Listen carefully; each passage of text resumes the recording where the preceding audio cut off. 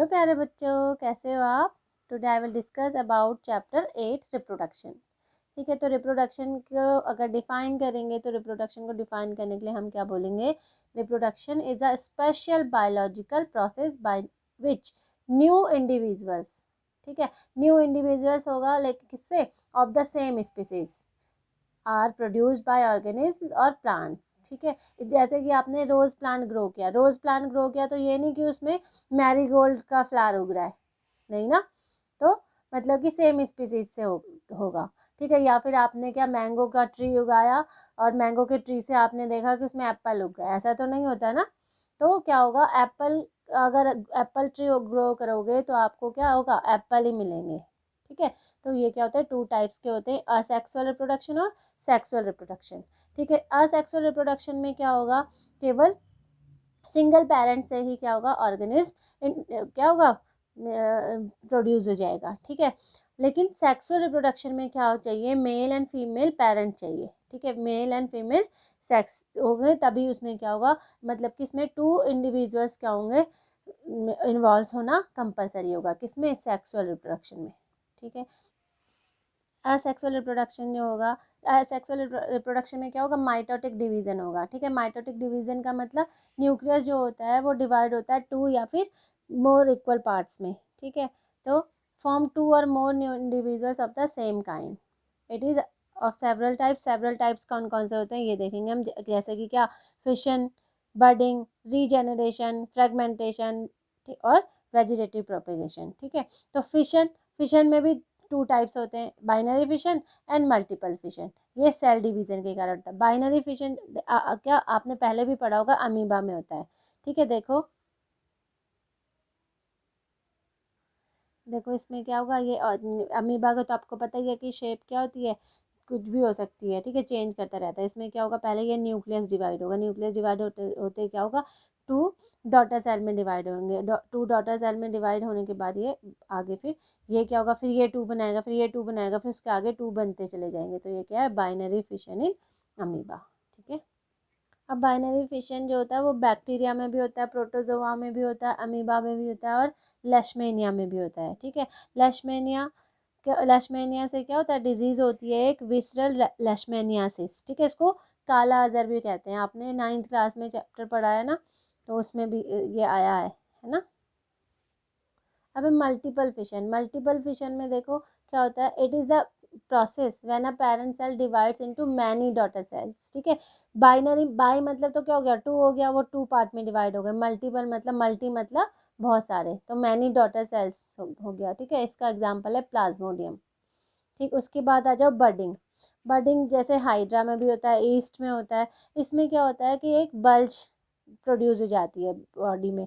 ठीक है, और इसमें क्या, माइटोटिक डिवीजन रिपीट होता रहता है, रिपीट होता रहता है, और वो क्या होगा, जो बड होगी वो develops as an outgrowth due to repeated cell division at one specific site. उसके बाद क्या होगा, वो लेटरल जो बल्ज होगा वो बड की तरह दिखने लगेगा, और वो क्या होगा, एनलार्जमेंट हो जाएगा उसका, और उससे वो डिटैच होगा और पेरेंट सेल से डिटैच हो जाएगा, और वो क्या होगा, न्यू हाइड्रा या न्यू ईस्ट उससे प्रोड्यूस हो जाएगा। देखो इस तरह से, ये देखो इस तरह से ये हाइड्रा, इसमें ये देखो आपको ये न्यू बर्ड प्रोड्यूस हो रही है, इस तरह से छोटी छोटी पहले बर्ड प्रोड्यूस होंगी।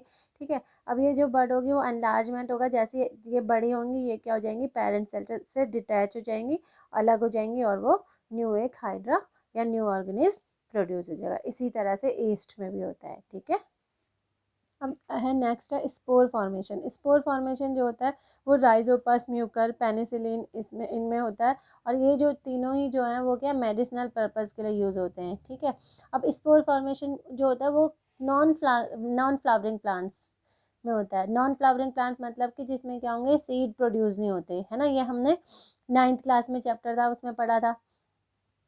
ठीक है, तो during spore formation of ball like structure develops on the Haifa. Haifa में क्या होता है, एक बॉल लाइक स्ट्रक्चर प्रोड्यूस हो जाता है, और वो क्या होगा, उसमें भी न्यूक्लियस क्या होंगे, डिवाइड होते रहेंगे उसके अंदर ही, और वो क्या बना लेगा, एक स्पोरेंजियम बना लेगा। उसके चारों ओर क्या होता है, साइटोप्लाज्म क्या होगा, कलेक्ट हो जाएगा। ठीक है, और टू फॉर्म डॉटर सेल्स। ठीक है, उसके बाद अब plasma membrane appears outside each nuclei to give them shape to form spores, और वो किसकी शेप, स्पोर्स की शेप हो जाएगी, ठीक है। अब जो है स्पोर जो होते हैं लिबरेट हो जाते हैं किससे, they develop into a new Haifa on Haifa on reaching the ground, जैसे ही वो क्या होगा न्यू ग्राउंड में जाएगा, सबस्ट्रेटम में जाएगा, और वो क्या होगा न्यू हाइफा प्रोड्यूस हो जाएगा, और दोबारा से वो न्यू ऑर्गेनिज्म प्रोड्यूस हो जाएंगे, ठीक है। It is the best process of reproduction, the parental identity is maintained, ठीक है। मतलब पेरेंट आइडेंटिटी मेंटेन मतलब कि जैसा वो है सेम वैसे ही बनेगा, ठीक है। This even happens in bacteria, और ये बैक्टीरिया में भी होता है। Immature daughter cells have little bit of cytoplasm and nucleus, nucleus divides into different parts, ठीक है। Cytoplasm gets collected around each nucleus to form daughter cells, इस तरह से होता है। इस तरह से ये देखो, ये फंगस में भी होता है ना, जो मशरूम आप खाते हो उस मशरूम में भी इसी तरह से ये हो गया स्पोरेंजियम हो गया। अब ये बर्स्ट हो जाता है, बर्स्ट होने के बाद जो स्पोर्स होते हैं वो यहाँ ज़मीन में गिर जाएंगे या एयर से, एयर के थ्रू इधर उधर चले जाएंगे, लेकिन क्या होगा जब फेवरेबल कंडीशन आती है तो ये दोबारा से ग्रो हो जाते हैं। तो इस तरह से ये स्पोरेंजियम, और ये इस तरह से स्पोर्स, इसको कहते हैं हाइफा, ठीक है। और ये जो होता है ये कहते हैं सबस्ट्रेटम, ठीक है। नेक्स्ट है रीजेनरेशन। रीजेनरेशन मतलब दोबारा से ग्रो होना, रीजेनरेट होना, है ना। तो रीजेनरेशन को डिफाइन करेंगे तो the ability of an organism to replace its lost body parts, but organism also use this method for reproduction, ठीक है। वो लॉस्ट बॉडी पार्ट ये है, तो लॉस्ट बॉडी पार्ट्स का जो आपने एग्जाम्पल है वो आपने छिपकली में, लिज़ार्ड में देखा होगा, ठीक है। वो क्या करती है, उनकी जो टेल होती है, उनकी पूंछ अगर कट भी जाए तो वो थोड़ी थोड़ी देर बाद वो क्या कट जाती है, उसके बाद उनकी थोड़ी देर बाद आप देखोगे कुछ टाइम बाद कि वो उनकी जो छिपकली की क्या है टेल दोबारा से वापस आ गई, है ना, रीजेनरेट हो गई। तो ये, लेकिन जो ऑर्गेनिज्म होते हैं वो क्या करते हैं, इसको, इस मेथड को रिप्रोडक्शन में भी यूज़ करते हैं। तो वो कौन सा, ये कौन से ऑर्गेनिज्म हो गया, हाइड्रा हो गया, प्लेनेरिया हो गया, स्पॉन्जेस हो गए, ठीक है। तो क्या होता है, एक मतलब कि 1/6 mm, मतलब इतना छोटा फ्रेगमेंट भी वो क्या कर देगा, रीजेनरेट होके वो क्या बन जाएगा, एडल्ट इंडिविजुअल बन सकता है, ठीक है। रीजेनरेशन जो होता है वो स्पेशल सेल्स की वजह से होता है, जो कि क्या कर सकती हैं, प्रोलिफरेट इनटू मैनी सेल्स, ठीक है। अब रीजेनरेशन में क्या होता है, changes take place in an organise sequence and is refer to as development, ठीक है। ये देखो रीजेनरेशन इन प्लेनेरिया, इसके ये अगर कट हो कर दो आप, इसके ये 3 पार्ट हो गए, ठीक है। इससे ये, इसको क्या, इसको ट्रंक चाहिए, यहाँ से ये ट्रंक इसका रीजेनरेट होगा, दोबारा से ये न्यू प्लेनेरिया बन गया, ठीक है। इस इतने ये वाले टुकड़े से इसका क्या हो गया, हेड भी आ गया और ट्रंक भी आ गया, पूरा हो गया, तो ये क्या हो गया, न्यू प्लेनेरिया। इसी तरह से ये बन गया, ठीक है। ये क्या है, रीजेनरेशन इन प्लेनेरिया, इस तरह से होता है, ठीक है। अब नेक्स्ट है फ्रेगमेंटेशन। फ्रेगमेंटेशन का मतलब क्या है, फ्रेगमेंट मतलब टुकड़ा, है ना। जैसे आपने 7th क्लास में चैप्टर था उसमें मैंने स्पाइरोगायरा आपको बोला था कि स्पाइरोगायरा जो है वो क्या फ्रेगमेंटेशन का एग्जाम्पल है ना।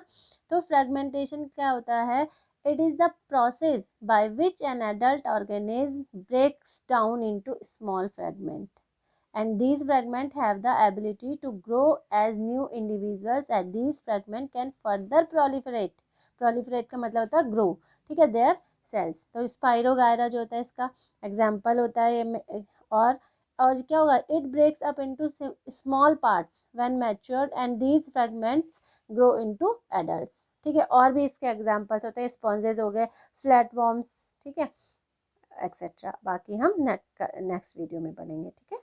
बच्चों अगर आपको कोई चैप्टर डिफ़िकल्ट लग रहा है तो वो आप कमेंट करके मुझे बता सकते हो, तो नेक्स्ट वीडियो में उसी चैप्टर को एक्सप्लेन कर लूँगी, ठीक है। समझ में आया? Yes ma'am. मज़ा आया? Yes ma'am. मज़ा आएगा तो बच्चा अच्छे मार्क्स लाएगा, ओके। मज़ा आएगा तो बच्चा अच्छे मार्क्स लाएगा। Very good. तो बेटा आपको अगर वीडियो अच्छी लगी तो लाइक करना, सब्सक्राइब करना और शेयर भी कर सकते हो, ओके। Bye bye students.